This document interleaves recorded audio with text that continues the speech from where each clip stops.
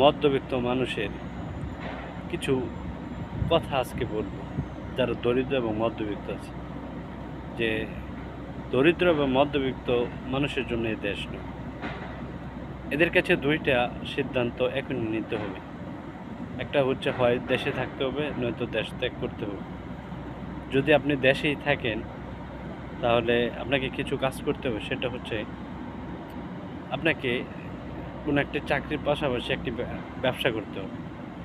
আপনি চাকরি করেন, কিন্তু চাকরিটা হচ্ছে একটা গোলামি করার মতো।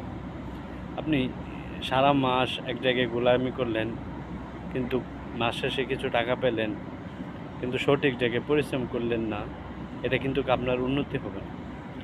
আপনার উন্নতি সঠিক জায়গায় পরিশ্রম হচ্ছে সেই জায়গায়, সেটা হচ্ছে নিজের ব্যবসা প্রতিষ্ঠান, নিজের ব্যবসাকে দাঁড় করানোর যে প্রয়াস সেটা।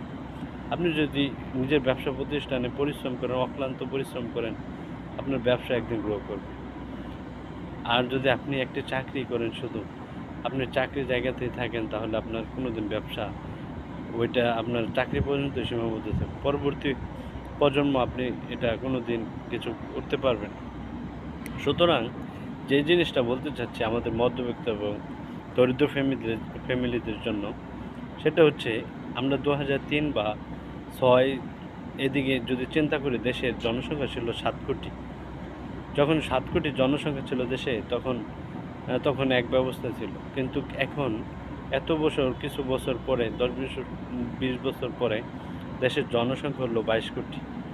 মানুষের অবস্থান বা মানুষের অনেক কষ্টদায়ক অবস্থা, খাবার দাবারের সব কিছুতে জায়গা কম হয়ে যাচ্ছে। এখন আপনি আপনার জায়গা থেকে চিন্তা করেন, আরও 10-20 বছর পরে দেশের জনসংখ্যা 35 থেকে 40 কোটির কাছাকাছি চলে যাবে। তখন কিন্তু আমাদের এই বাংলাদেশের জায়গা কিন্তু কম বাড়বে না, যেটুকু আছে ততটুকু রেখে থাকবে। তাহলে চিন্তা করেন, ওই অবস্থায় আপনি যদি একটি চাকরির পেছনে দৌড়ান, তাহলে আপনার এই মধ্যবিত্ত ফ্যামিলি থেকে বা দরিদ্র ফ্যামিলি থেকে একজনের চাকরি হওয়া একটা স্বপ্নের মতো মনে হবে। সুতরাং ওই সময়টাকে কাজে লাগানোর জন্য আপনাকে কি করতে হবে?